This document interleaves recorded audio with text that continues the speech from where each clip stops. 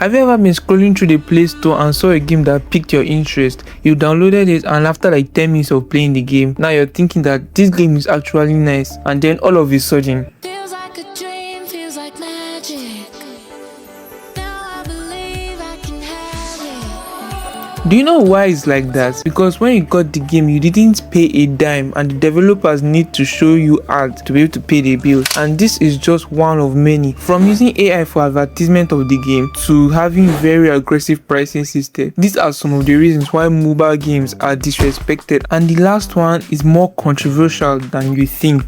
Let's go back to the statement I made before that you got shown an ad because the game is free. But games were not always free. In the early times around 2008, the App Store was announced, and when games started to get into the App Store, during this period, in-app purchases were not supported by the App Store, so games would cost an average of $1. Games like Super Monkey Ball, Crow Mag Rally, Temple Run. Then around 2009, in-app purchases were announced, and nobody thought much of it until 2011 when Temple Run did something phenomenal.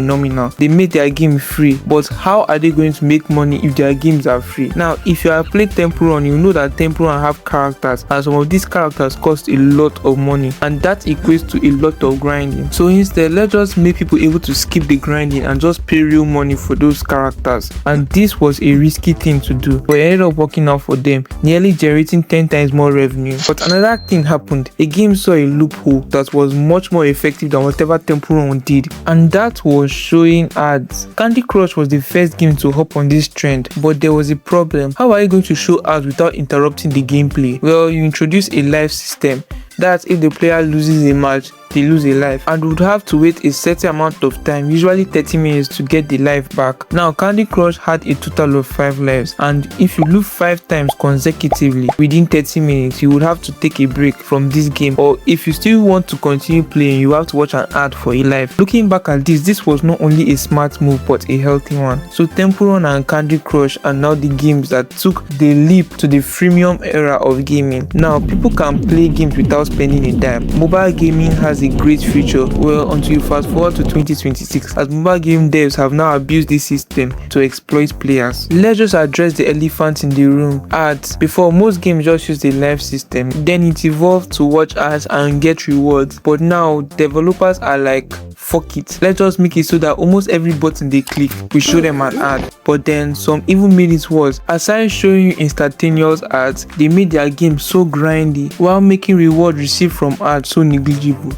that if you don't want to grind your intestines out, you pay real money, or would you have to watch multiple ads just to break even, and the developers make more money by showing you more ads. Now, to make things even more diabolical, most of these games give you subscription plans to get rid of these ads, and some of these plans can reach up to $10 per month. That is $120 per year. Just to give you context, GTA 5, RDR2 and RE9 did not cross the $90 mark, and what's the painful part is that after you stop paying, you're back to square one after paying $120. Some of you will be saying to stop the instantaneous ads, you just need to turn off your internet. Well, the developers themselves have become smarter now. If you turn off your internet, you won't be able to play the game, but the devs need to pay the bills. Okay, sure, if the games were worth it, I'm not joking when I say quality of games and ad intensity are inversely proportional. For those of you that don't know math, this means that higher the quality of the game, the less ads they show, and the lower the quality of the game, more ads they show. We have discussed the predatory ways mobile games advertise other products to make money, but I'm going to tell you the annoying ways mobile games advertise themselves. AI and false advertisements are nothing new to the mobile game community. It has been done so frequently that every mobile gamer don't give a shit anymore. But out of all mobile games that have done this on the Play Store, there is a particular one that has not only used it but abused it, and that game is Evan. And I have a question, and it's directly towards Google. How does this game have an above average score? Because the last time I checked, everybody and their mother that played this game did not like it. Even the content creators that actually get paid to play the game did not say they like the game. They usually do this. Player conference. What the hell, man? I have a 5-star Washington, which gives me 100% attack buff to range troops and mountain troops. What do you have to compete against me? Can you show me the entrance to the conference room? Sorry, sir. You are not eligible. How's that possible?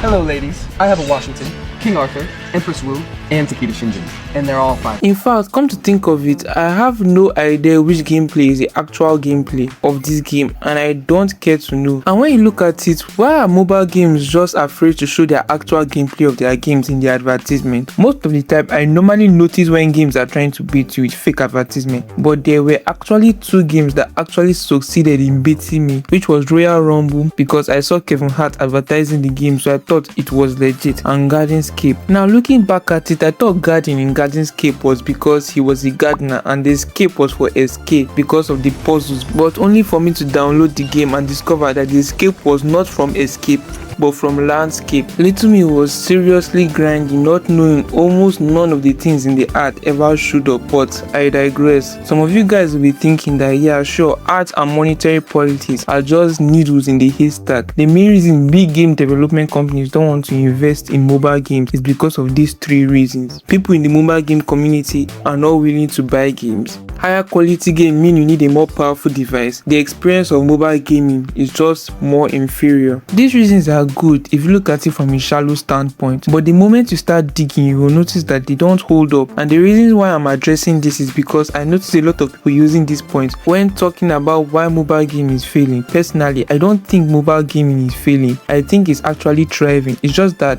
it's not getting respected. So let's look at the first point. People in mobile gaming are not willing to buy games. You see, mobile games generate more revenue than PC and console combined, and this is because of the ads and monetary policies.